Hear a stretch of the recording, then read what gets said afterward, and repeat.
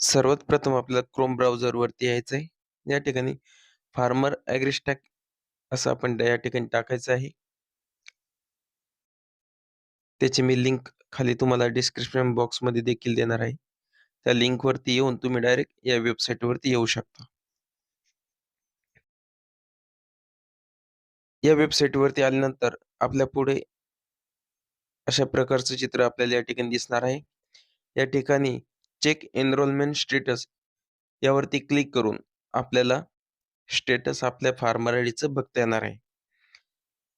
तर मी आता या ठिकाणी ओके करतो.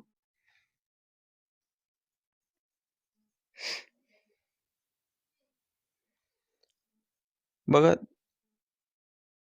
एनरोलमेंट स्टेटसवरती ओके केल्यानंतर आपल्या पुढे असा इंटरफेस दिसेल. या ठिकाणी आपल्याला एनरोलमेंट आयडी, फार्मर आयडी आणि आधार नंबर हे 3 ऑप्शन या ठिकाणी आपल्याला दिलेले आहे. ज्यामध्ये आपण फार्मर आयडीची नोंदणी जी आपण सुरुवातीला केली असेल, ती नोंदणी क्रमांक या ठिकाणी टाकू शकतो किंवा दुसरा पर्याय आपल्याला या ठिकाणी कामा येणार नाहीये. तिसरा पर्याय आपल्याला आधार नंबर टाकून. तर आपल्याला या ठिकाणी आपला आधार क्रमांक टाकायचा आहे. त्यानंतर चेक बटनावरती आपल्याला क्लिक करायचं आहे.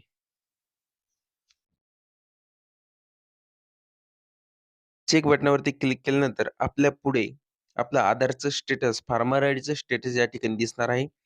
ज्यामध्ये सुरुवातीला आधार नंबर, त्यानंतर शेतकऱ्याचं नाव, फार्मर आयडी नंबर आणि आपलं स्टेटस ॲक्टिव्ह आहे असं या ठिकाणी दाखवत आहे. जर आपलं स्टेटस या ठिकाणी ॲक्टिव्ह असेल, तर काहीच हरकत नाही आपल्याला नुकसान भरपाई मिळण्याकरता. त्याचप्रमाणे दुसरं स्टेटस आधारचं आपल्याला या ठिकाणी बघायचं आहे. आधारला बँक लिंक आहे की नाही, म्हणजे आधार सीडिंग आहे की नाही हे आपल्याला बघायचं आहे. त्यासाठी सुरुवातीला आपल्याला आधारच्या या UIDAIच्या साईटवर यायचं आहे. इथे आल्यानंतर आपण आपल्या भाषा निवडून घ्यायची आहे. ज्यामध्ये मी या ठिकाणी आता मराठी निवडतो. मराठी निवडल्यानंतर स्वागत असं दाखवतंय बघा. आता आपण आधारच्या साईटवर आलोय. या ठिकाणी आपल्याला थोडं झूम करून घ्या. आधार मिळवा या साईटवर यायचं आहे आपल्याला किंवा आपण जर स्वतः डायरेक्ट आधारच्या साईटवर जाऊन आधार डाउनलोड करा साईटवर जरी गेले,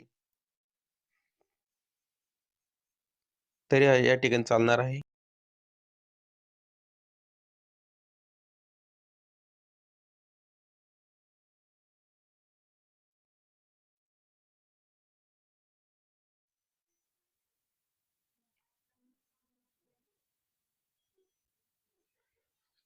बघा, आता आपण या आधारच्या साईटवर आलो.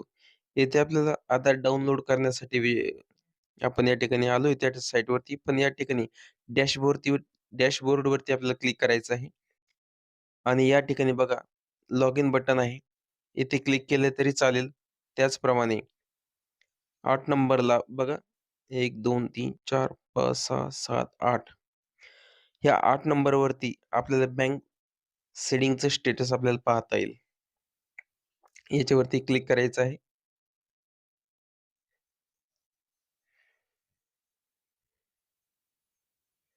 बघा, या ठिकाणी आपल्याला आपला आधार नंबर टाकायचा आहे. त्यानंतर खाली जो दिलेला कॅप्चा आहे, तो आपण या ठिकाणी टाकून घ्यायचा आहे. काही आकडे आणि काही अक्षरे या ठिकाणी असतात. टाकल्यानंतर आपल्याला आपल्या आधार लिंक असलेल्या मोबाईलवरती ओ-टी-पी येईल. तो ओ-टी-पी आपल्याला या ठिकाणी टाकून लॉग इन करायचा आहे.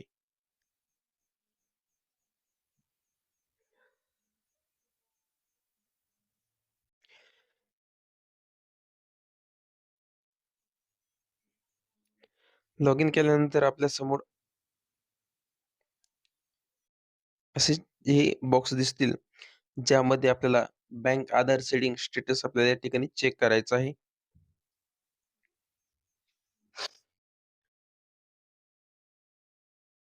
5 नंबरला बघा बँक आधार स्थिती यावरती क्लिक केल्यानंतर आपल्या पुढे असा इंटरफेस दिसेल, ज्यामध्ये सुरुवातीला अभिनंदन, तुमचा आधार तुमच्या बँकेला लिंक आहे. यामध्ये बँकेची शाखा दाखवते, स्टेटस दाखवतंय ॲक्टिव्ह आहे की इनॅक्टिव्ह आहे ते.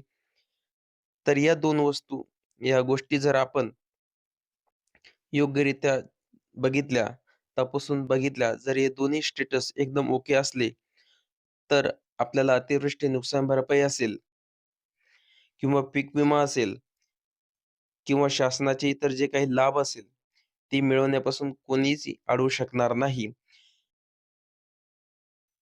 म्हणून आपण हे स्टेटस अशा प्रकारे आपण चेक करावे.